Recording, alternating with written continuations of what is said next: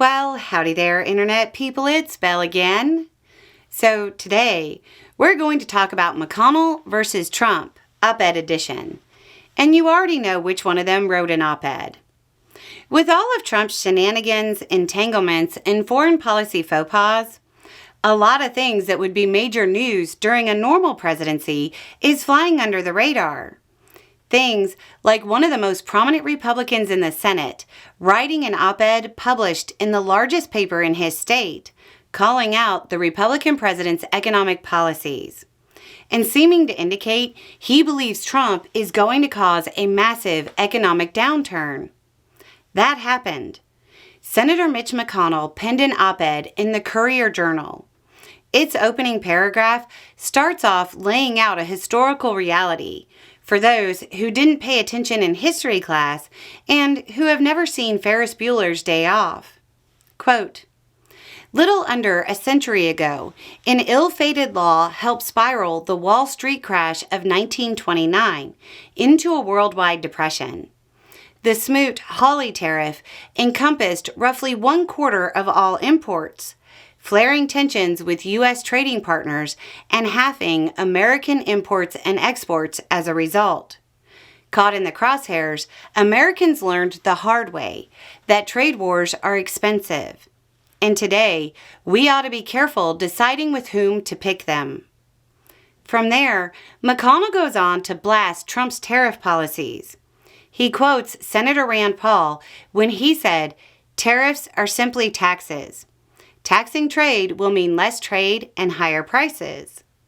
He then goes on to give the numbers about how it's going to impact Kentucky specifically. Kentucky is not a wealthy state, and the numbers are surprising.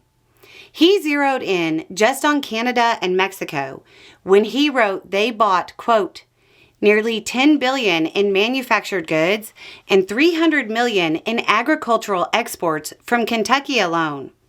These economic tailwinds touch virtually every family and every industry." $10 billion from Kentucky alone. What's the number nationwide? $500 billion.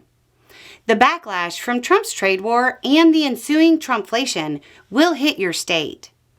McConnell went on to say, quote, "Preserving the long-term prosperity of American industry and workers requires working with our allies, not against them.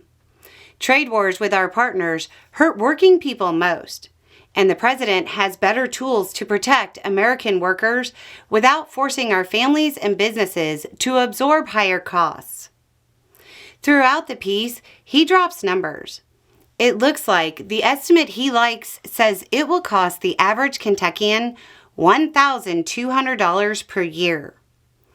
As skin-crawly as it is to say, Senator Rand Paul and Mitch McConnell are right. Ew. Trump has promised this will make America rich. But who exactly? The working class? Nope. You'll pay an extra $1,000 a year while you cope with higher prices. Keep in mind, McConnell's $1,200 number does not include the increased costs from Trump's proposed reciprocal tariffs. McConnell ends with this quote, "At a time when Americans are tightening their belts, we would do well to avoid policies that heap on the pain." Buckle up.